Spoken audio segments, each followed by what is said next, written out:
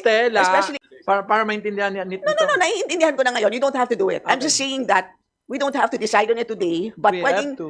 pwedeng pag-isipan kung, Ito, hindi na nga, kung pwedeng, kung yung mismong device. for during the... No, so I just want to know kung magkano.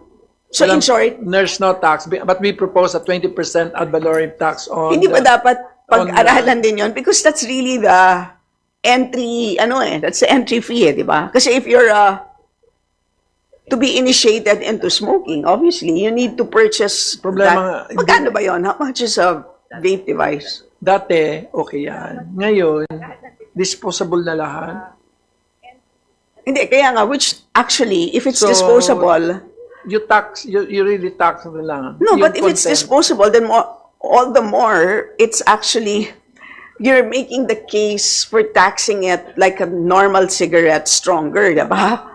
Because it's more or less just like a traditional Tinatawanan ka cigarette. ni Sharon kasi yan talaga praktisado. Alam niya na... No, I'm looking at it from a public health perspective. I'm sorry, I'm just trying to. Yes. I mean, I have two issues. Right, from a public health perspective, is to reduce smoking, right? And number Yes. two, from an economic perspective, Correct. again, to try to reduce itong nakikita natin na shifting, and then one.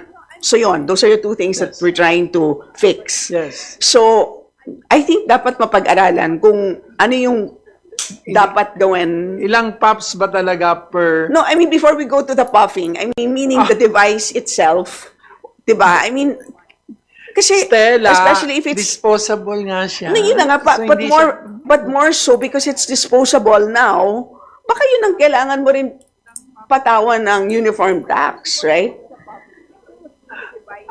Kasi magkasama na. Oo. Yun na. So, yun na nga eh, diba? So, hindi ka talaga nag-yossi. no, so what Kung I'm sa sex saying, virgin na virgin ka.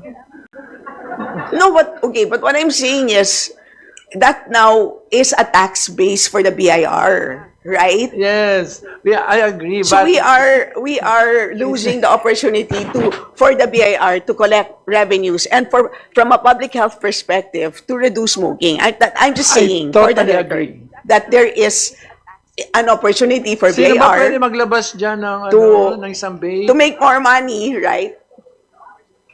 Para maintindihan niya nito. No, naiintindihan ko na ngayon. You don't have to do it. I'm Okay. just saying that we don't have to decide on it today, but We pwedeng, have to. pwedeng pag-isipan kung, Ito, hindi yun na nga, kung pwedeng, kung yung mismong device Pero to, ay pwedeng,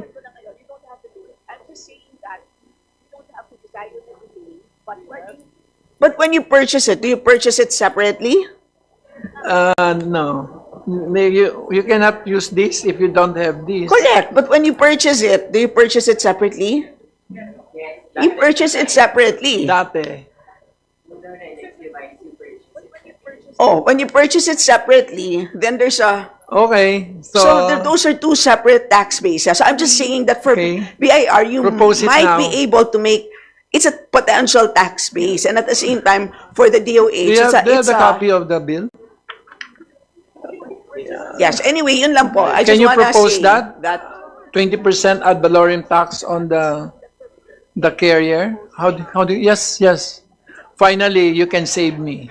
As a former member of this committee in the BICAM, it's because there's several types. No, you have IQOS.